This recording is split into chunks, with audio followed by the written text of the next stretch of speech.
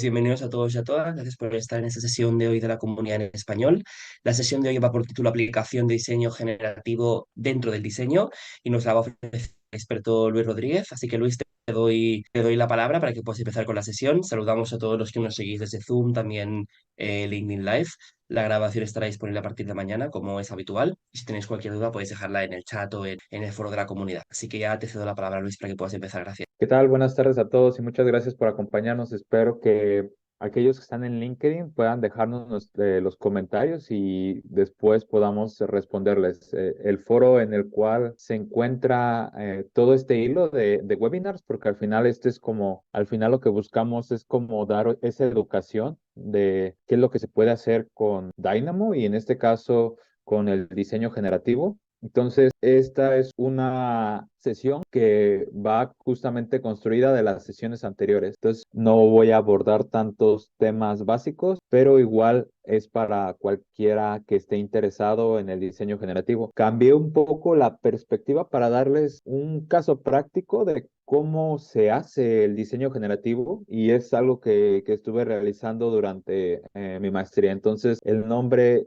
cambia un poco a comparación de como lo habían visto en las redes sociales, pero la intención justamente es enseñarles cómo pueden ustedes o cuáles son esos pasos que se pueden hacer, en este caso ya sea ustedes o con la ayuda de un consultor para poder llegar a aplicar el diseño generativo dentro de la fase de proyecto, la fase de diseño. Entonces, solo como recordatorio, tenemos la declaración de Autodesk y para aquellos que nos siguen dentro de Zoom, pueden participar. Les recomendamos que desactiven su audio para que no haya ninguna interrupción. Si quieren hacer un comentario y sobre todo en la parte final, pueden levantar la mano, pueden abrir su micrófono y dentro del apartado de preguntas, colocar las preguntas que quieran realizar durante la sesión al final. Tenemos unos minutos para responder esas preguntas. Entonces, ustedes a lo largo de este webinar puede que tengan una pregunta en donde quieren que aborde más. Entonces, ustedes pueden ponerla ahí. Al finalizar vamos a responderla. Nos gustaría que interactuaran y que participaran aquellos que están en Zoom y aquellos que están en LinkedIn, déjenos también sus interacciones. Y en caso de que lleguen a perderse parte de esta sesión, va a ser grabada y va a ser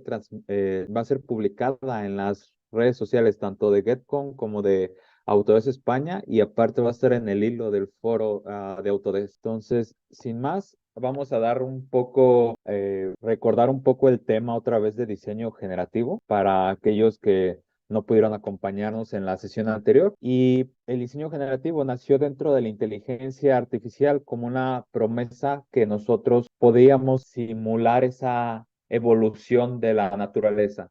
Al final, por eso se llama generativo y es algo similar a ChatGPT. Al final estamos generando información, aunque este va un poco más en el tema de la teoría de evolución de Darwin y de Wallace. Entonces, esto surgió a partir de la geometría computacional. Desde los años 60 ya existía, pero como no había los recursos, como lo que está pasando aquí en la inteligencia artificial ahora con todas estas inteligencias que han salido, ya existían desde hace tiempo, pero estaban solamente cerrados a un grupo limitado de personas. Ahora lo que pasó es que se democratizó y entonces esto nos permite que tanto nosotros como usuarios, diseñadores, podamos tener acceso a estas herramientas superpotentes a un costo prácticamente bajo a comparación de inclusive 4 o 5 años, que eso solamente era para estudios de investigación y círculos académicos. Entonces, comenzamos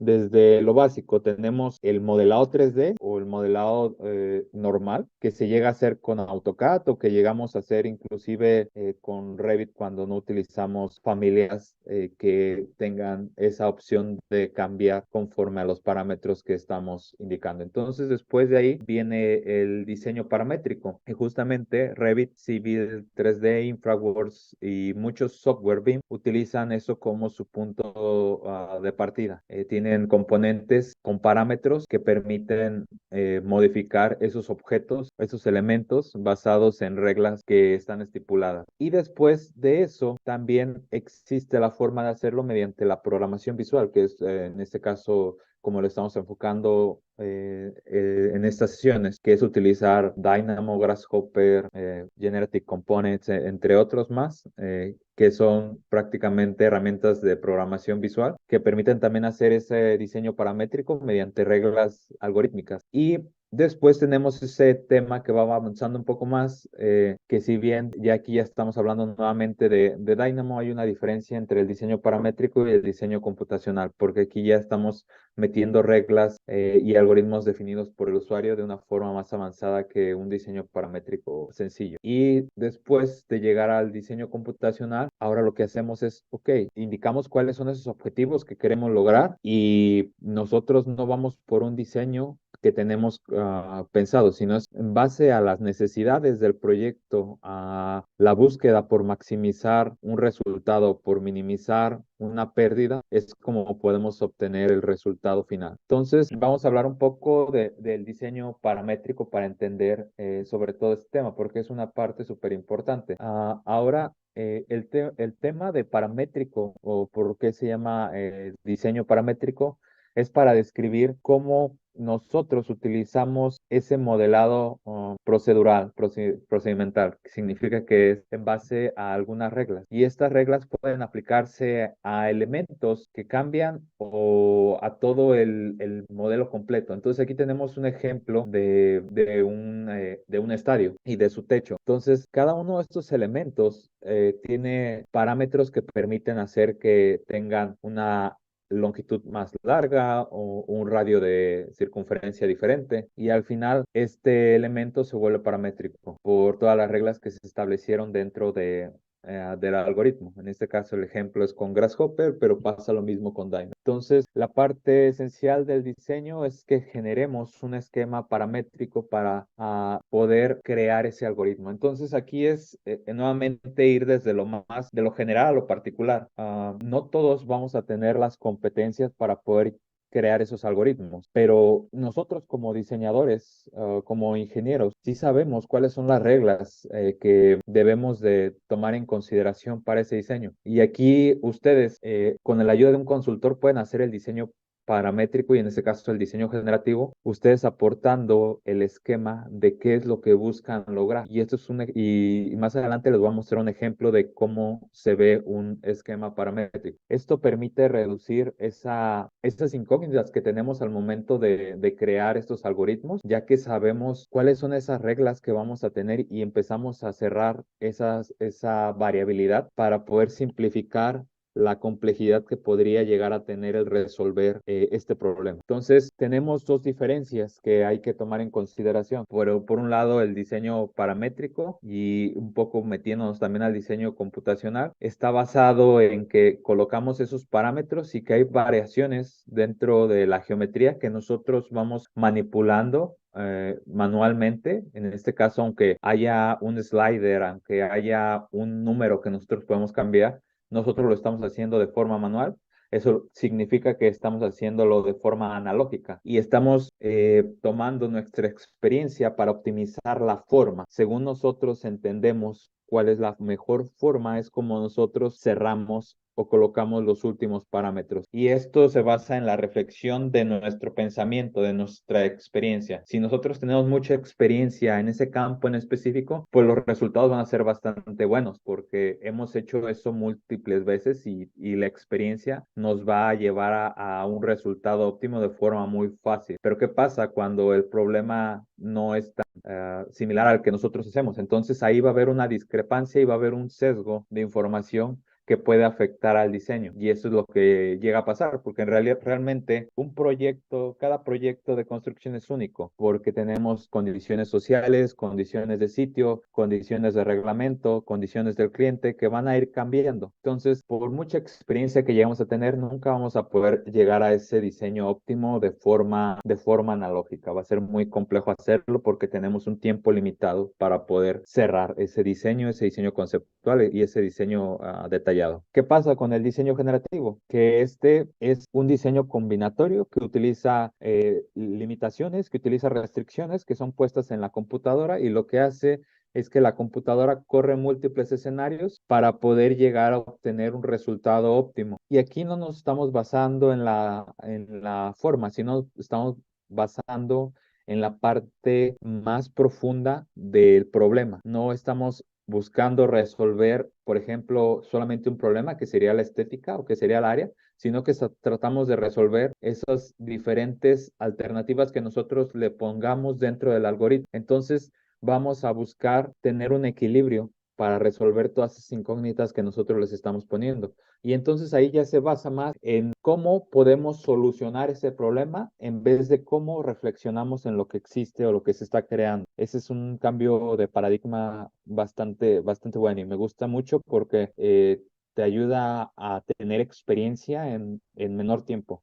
ya que corres más de 1000 escenarios, más de 100 escenarios, y entonces empiezas a crear tu propio criterio basándote en los resultados y decir, ah, ok, si le pongo más altura, vamos a tener este comportamiento, vamos a tener esta condicionante, se va a afectar de esta forma. Y ese tiempo, esa reflexión que te hubiera tomado a llevar con 7, con 8 proyectos o 9 o 10 iteraciones, se reduce bastante, ya que dentro de un mismo estudio estás viendo cómo se afecta y no tienes que esperar a que se resuelva o a que modifiques el problema para poder ver cómo se afecta la variable. Y eso me gusta bastante porque nos da esa super habilidad de poder aprender más rápido en el área de diseño, en el área de optimización, porque ya no estamos sesgados solamente a la experiencia, sino estamos viendo cómo todas estas variantes afectan nuestro programa. Y entonces tenemos esta parte que es imaginar que dentro de esta forma de diseñar, nosotros estamos teniendo un árbol y con el árbol me refiero a que tenemos que alimentar a las raíces con buenos datos y esos datos se van a ir a resolver dentro de una máquina de computación y esa máquina de computación nos va a dar diferentes resultados que serían los frutos. En este caso, si los datos de entrada son buenos, a los frutos van a ser buenos. Si los resultados o la identificación del problema no está hecho correctamente, obviamente vas a tener frutos malos. Es lo básico de cualquier cosa. Garbage in, garbage out, es como dice un término americano. Si entra basura, va a salir basura. No puedes buscar obtener un resultado bueno de algo malo. Y al final, ese es el enfoque que utiliza el diseño generativo, que nosotros definimos cuáles son esos objetivos para lograr el diseño. El ordenador nos ayuda a explorar todas esas soluciones dentro del espacio de diseño y generamos múltiples opciones de diseño, no solo una. Entonces, a partir de tener esta computación, vamos a poder ver cuáles son los cambios que se están teniendo y en este caso poder elegir el mejor dependiendo de las necesidades del proyecto y de lo que busca el cliente. Aquí tenemos justamente un video que es de Marco Vidali, de Rizoma de hace unos años, que explica esto de forma bastante sencilla con un ejemplo de un cubo. Ah, no, perdón, este es el de diseño generativo. Pausa el video sin querer.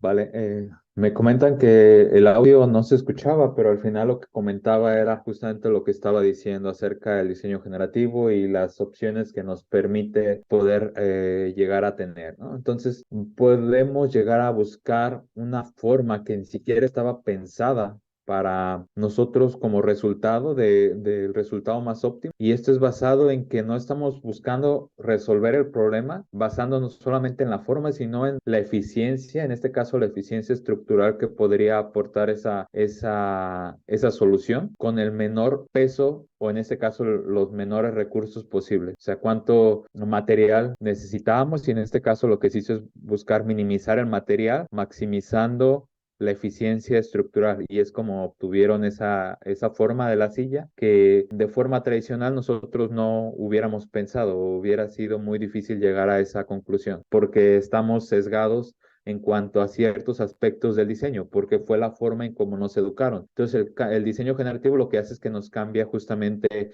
esa forma de pensar. Y aquí ahora sí viene el ejemplo que les decía acerca de un caso bastante burdo, pero yo creo que es para poner más fácil el contexto de cómo el diseño generativo llega a ese resultado. Entonces aquí tenemos un ejemplo básico. Se quiere llegar a obtener una bebida con estas características o esto es hacia donde queremos tirar, ¿no? Entonces queremos llegar a tener diferentes objetivos, entre eso es que cumplamos con las calorías, que cumplamos con los carbohidratos y que cumplamos con las azúcares en este caso para que tenga un sabor adecuado, ¿no? Esa es la forma intrínseca en la que nosotros estamos dando. Entonces, tenemos tres restricciones, por así, o tres objetivos. Vamos a buscar maximizar esos objetivos para poder llegar en este caso, al elemento deseado. Tenemos tres elementos, cuatro elementos que tienen a su vez cinco variables cada uno. ¿Qué pasa con esto? Que cada uno de esos elementos llega o tendría que llegar a multiplicarse y a causar diferentes escenarios. ¿Qué es lo que pasa cuando no sabemos cerrar esas soluciones que se van haciendo exponenciales y obviamente van a ser muy difíciles de resolver o va a tardar la computadora mucho tiempo en resolver? Entonces es por eso sumamente importante que sepamos cerrar cuáles son esas variables que queremos considerar dentro del diseño generativo. Entonces ahí como ejemplo dieron que solamente con esas consideraciones estaban saliendo más de 20 trillones, creo, si no me equivoco, de resultados posibles. Es 20 factorial. Entonces ese 20 factorial, imagínense cuánto tiempo tardaría en computar, aunque ahora ya tenemos computadoras que tienen bastante poder. En muchas ocasiones, si el problema no está bien colocado, pues inclusive ese estudio podría ser desechado porque no se considera que podría haber fallado. Entonces, ¿qué es lo que implica ese diseño generativo? Tenemos primero, obviamente, como dice su nombre, que generar diferentes opciones. Aquí se parece un poco al diseño paramétrico porque estamos pensando cuáles son esas restricciones que vamos a tener y vamos a especificar cuáles son los parámetros que nosotros queremos que sean afectados. Después de eso, en este caso, el motor de generación va a analizar los diferentes resultados de la primera creación y los va a evaluar tomando en consideración cuáles son los parámetros que nosotros indicamos que podrían darnos un mejor resultado. Aquí nosotros, con base a la experiencia, vamos a decir, ok, yo quiero, por ejemplo, que si estamos hablando de una ventana, que tenga como restricción que no puede ser mayor a 1,80, por ejemplo, ¿no? De altura. Que el área óptima me gustaría que fuera a lo mejor, no sé, 2,5 metros cuadrados. Entonces, a partir de eso, estoy metiendo restricciones y cada una de estas opciones que se acerca a los 2,5 va a tener una mejor calificación y cada una de ellas que se exceda de el 1,80 va a ser evaluada con una calificación menor, porque obviamente no cumple los objetivos que nosotros estamos poniendo. Y a partir de obtener los mejores resultados, va a haber una evolución. Por eso está diciendo que se basa en estudios evolutivos de Darwin y de Wallace, porque lo que hace es, a partir de estos resultados, de los mejores resultados que tenemos dados por la configuración que colocamos, va a crearse nuevos hijos. Entonces van a competir los padres contra los hijos y va a haber una diferente población que va a ser reevaluada, y una vez que se termine toda esa opción que nosotros le demos de generación, vamos a tener los resultados finales, que es ahí donde nosotros vamos a tener que explorar cuáles son los diseños que podrían realmente aplicar a nuestro proyecto basado en las necesidades del cliente, o inclusive cosas que sean lógicas, porque inclusive puede que haya resultados que sean muy óptimos, pero no son construidos, por ejemplo. Entonces ahí es donde ya el criterio del diseñador toma bastante interés, y sobre todo relevancia sobre cómo el diseño generativo puede ser aplicado de forma correcta. Entonces, si lo ponemos desde nuestra perspectiva, tenemos que identificar cuál es el problema, y esto va a decir, ok, cuáles son los parámetros que queremos tener, qué es lo que queremos maximizar, qué es lo que queremos minimizar, cuáles son esos objetivos que queremos lograr. ¿Es un solo objetivo? ¿Son dos objetivos? ¿Es multiobjetivo? ¿Es solamente con un objetivo? Tenemos que revisar que antes de correr en este caso, la cantidad de operaciones, tenemos que revisar que nuestro diseño paramétrico esté correcto y que no se rompa. Y una vez que esté hecho este diseño generativo, tenemos que interpretar esos resultados. Y al final se vuelve una combinación, y nosotros somos el copiloto del diseño, ya que estamos entendiendo cuáles son esos resultados, y obviamente nosotros estamos dando esa información de entrada a la computadora. Y al final va a haber veces que nuestro criterio no es correcto, entonces vamos a tener que volver a comenzar a reiterar el proceso. Entonces aquí tenemos un ejemplo de un caso práctico de Autodesk, en donde tenían diferentes objetivos. Si se fijan ahí, tenemos abajo en el GIF, tenemos 3 a 6 objetivos que quieren lograr, y el objetivo es que en la media el ranking sea mayor. Pero obviamente va a haber, en este caso, objetivos que tengan una mayor jerarquía sobre otros. Entonces ahí es donde va a pesar un poco más, y donde el criterio, tanto del cliente como del diseñador, va a decidir cuál es esa frontera de Pareto que se va a tomar en consideración. Y aquí tenemos un ejemplo de un flujo de diseño generativo que justamente estuve aplicando dentro de mi maestría y dentro de mi tesis. Entonces aquí tenemos que el diseño generativo tiene 3 etapas. Tenemos el diseño en su pre-etapa, que es, ok, vamos a decir cuál es la visión, qué es lo que nosotros buscamos obtener este diseño generativo, cuál es el problema realmente que vamos a obtener, ¿no? Aquí lo podemos hacer, y de hecho lo hice utilizando 5 veces por qué, de una herramienta de Link Construction, para realmente identificar cuál era el problema que se buscaba resolver. Y a partir de ahí, empezar a poner esas restricciones, hasta dónde podemos ir, para poder crear el problema dentro de un diseño paramétrico. Para eso necesitaba un esquema paramétrico, para poder simplificar la forma en cómo lo tendría que realizar, en este caso, cómo el algoritmo tendría que funcionar, cuáles eran sus restricciones. Y a partir de ahí ponemos esos criterios dimensionales, cuáles son esos objetivos que queremos lograr. Y tenemos diferentes formas de optimización, entonces tenemos que seleccionar una forma de optimización. En este caso buscamos maximizar, buscamos minimizar, buscamos penalizar, buscamos un diseño similar.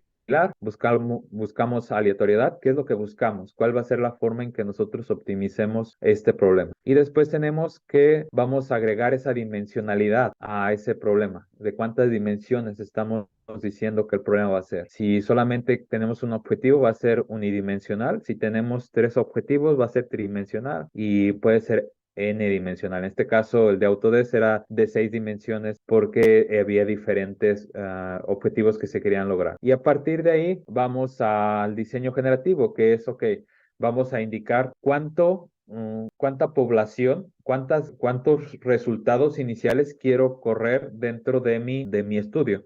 Y esto va a depender del tiempo, de la complejidad del problema, y en este caso, de las restricciones que llega a tener. Puede ser una población de 15 elementos, de 20, de 30, de 100, de 200. Va a depender obviamente de los recursos que tengamos. Y después colocamos en este caso, el fitness del individuo, que es un término un poco ya más técnico, que son parámetros que van a hacer que haya variabilidad dentro de la mutación, dentro de la evolución que existe en el momento de que estamos creando este diseño generativo. Como les había dicho, tenemos una población inicial que podrían ser 15 o 20, pero esa después se va a reducir a 5 o a 4, que son los que obtienen el mejor resultado. Y después de eso va a volver a evolucionar creando ese producto cruz entre esos 5 o 4 para volver a obtener esos resultados. Por ejemplo, ahí va a tener solamente 5 padres y esos 5 padres tienen que volver a sacar esas 20 generaciones. Y de esas 20 generaciones, otra vez van a quedar 5 y esas van a ir evolucionando. Entonces vamos a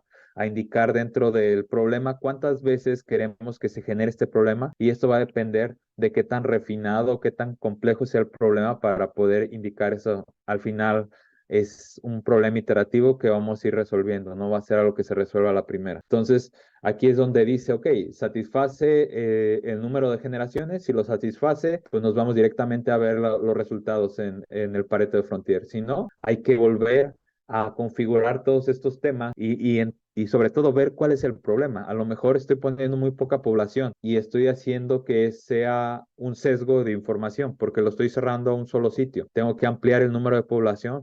A lo mejor estoy colocando números dentro de la configuración que están cerrando hacia una evolución que solamente va dirigido hacia un lado y eso es lo que se tiene que revisar dentro del diseño generativo. Y después obviamente tenemos un grupo de resultados y ese grupo de resultados tenemos que evaluarlo con nuestro criterio de diseño, cómo nos va a estar mejorando. Entonces aquí, para poder entenderlo de una forma más práctica, tengo un pedazo del proyecto que hice para explicar cómo es este proceso del diseño generativo. Entonces, esto que ven aquí es un diagrama de flujo bastante sencillo y este de acá es un diagrama IDEF-OF que se hace justamente en el proceso de reingeniería de diseño. Y lo que hace es que tenemos mecanismos, tenemos entradas, tenemos mecanismos y tenemos herramientas. En este caso, para entender un poco cuáles son los recursos que necesitamos es bastante sencillo, porque decimos, ok, por ejemplo, para hacer la forma paramétrica, necesito saber cuáles son estas imágenes porque partimos ya de un problema similar o de un problema que queríamos ver cómo podría solucionarse de otra forma. En este caso, de entrada teníamos las imágenes del proyecto, teníamos la información del proyecto y la información del consultor que nos estaba dando. Dentro de los recursos y dentro de las herramientas, teníamos que íbamos a utilizar herramientas de programación visual, íbamos a tener a mentores dedicados al diseño computacional y obviamente iba a haber un diseñador computacional para hacerlo. Y teníamos como, en este caso, como mecanismos, como pudiéramos obtener la forma paramétrica, que teníamos que crear un esquema paramétrico y que teníamos que poner restricciones iniciales para que al final tuviéramos el algoritmo y tuviéramos esas variables para el diseño paramétrico. Y obviamente a partir de ahí teníamos que evaluar la malla para ver si era buena o no era buena, sobre todo porque este iba dedicado más a un pseudocálculo estructural, entonces eso era sumamente importante. Entonces aquí tiene un ejemplo de cómo luce un esquema paramétrico, que este es el punto de partida, este es el ejemplo, este es el problema el cual buscábamos resolver. Entonces tenemos diferentes restricciones. En este caso, aquí ya estamos pensando en cómo lo vamos a resolver desde el punto de vista del el diseñador. Ok, entonces al final esto se convierte en un rectángulo, ¿no? Es bastante, buscamos la fórmula más sencilla que es, ok, este es un rectángulo y este rectángulo a su vez tiene fillets, tiene sus caras, las tiene redondeadas. Entonces tenemos que controlar ese redondeo de caras y esa es una restricción que tenemos que considerar. Tenemos variables tanto en la altura como variabilidad, porque al principio lo que queremos es como hacer una pseudo optimización de cuántas variables vamos a necesitar. Y de igual manera, la longitud en B, luego podemos tener una variabilidad de X y en este caso va a depender. Luego tenemos el CP1. El CP1, si no me equivoco, era este de aquí. No lo alcanzo a ver bien. Y de igual manera con el rectángulo 2, rectángulo 3. Luego teníamos esto era en cuanto a planta, pero en cuanto a elevación, teníamos las olas. Y aquí teníamos justamente la ola 1, la ola 2, la ola 3 y el general. Porque en este caso Si se fijan, hay variabilidad de olas. Las olas no son continuas, tienen diferentes configuraciones. Entonces aquí buscamos de entrada simplificar cuántas olas íbamos a tener para poder resolver el problema. También no para no hacerlo tan complejo. Aquí tenemos justamente esta información que se ve bastante más sencilla. Aquí tenemos el diseño paramétrico de forma finalizada, pero bueno, vamos a seguir más adelante para que entiendan un poco esto. Entonces, al final tenemos el diseño paramétrico, que este fue primero ver que funcionara todo ese código que se metió, que cuando se movieran esas restricciones estuvieran funcionando. Y ya empezando desde aquí, empezamos a meter restricciones, si se fijan. Todavía no es el esquema del diseño generativo, pero ya empezamos a meter restricciones, justamente para que este diseño paramétrico no se rompiera y que no creara errores en el diseño generativo. Entonces, este fue el resultado. Y después ya teníamos en este caso, el objeto que buscábamos, que esta parte era optimizar el techo. Y aquí otra vez entramos con el IDFO de la reingeniería del proceso, es decir, ok, tenemos las variables del modelo paramétrico, tenemos el modelo paramétrico como entrada, tenemos las herramientas nuevamente del mentor, del diseño de error computacional, de la programación visual, tenemos la herramienta aquí que necesitamos de diseño generativo, necesitamos utilizar Machine Learning para hacer agrupación de elementos y necesitamos un software de diseño estructural para revisar que esta información sea correcta, ¿no? Entonces aquí ya se aumentó un poco más la complejidad. Entonces, si se fijan, vamos de lo general a lo particular. Y aquí ya tenemos, en este caso, los mecanismos tenemos el código estructural, tenemos las cargas para el diseño, tenemos configurado la población que queremos observar, tenemos los parámetros de diseño generativo y tenemos definido cuál va a ser nuestro método de optimización. Y al final, como resultado, vamos a tener un Pareto de Frontier que nos va a decir cuáles son esos óptimos resultados a los cuales podemos tener. Vamos a tener el modelo paramétrico nuevamente porque es algo que va a salir y tenemos también el diseño algorítmico de forma generativa y buscamos obviamente la solución óptima y el diseño estructural. Entonces al final tenemos esta gráfica, este flujo de trabajo y aquí fue utilizado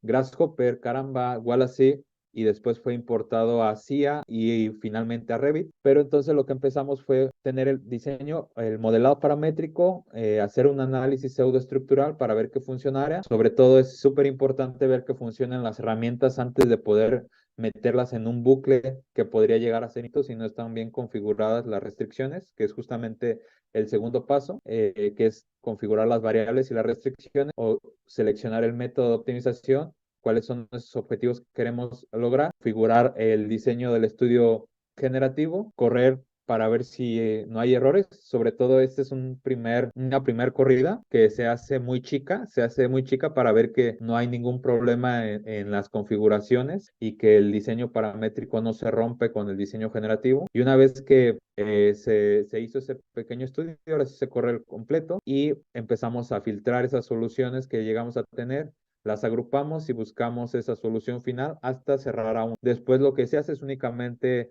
aquí como íbamos con pseudoanálisis estructural, se comprueba dentro del software especializado de análisis estructural, se verifica que estos resultados estén saliendo similar a lo que nos estaba arrojando en el otro software. Al comparar los resultados, si son correctos, significa que encontramos la opción óptima. Porque es súper importante esta parte de no solamente creerle a la computadora, sino verificarla que realmente ese es el resultado óptimo. Entonces aquí ya tenemos un ejemplo de la configuración que se hizo. Aquí tenemos las variables, tenemos los valores mínimos, los valores máximos, los que se iban a dar, luego tenemos las restricciones que estábamos poniendo, hasta dónde íbamos a colocar. Estos son elementos ya fijos que estábamos diciendo. Y luego, ¿cuáles eran los objetivos? En este caso era un problema tridimensional. Buscábamos encontrar el desplazamiento máximo, buscamos la masa y buscamos la tensión. Y nuestros objetivos de esos tres era justamente minimizar. Queríamos minimizar el desplazamiento en Z, queríamos que fuera lo más ligero posible y que tuviera las menores tensiones posibles para poder crear el diseño. Entonces, después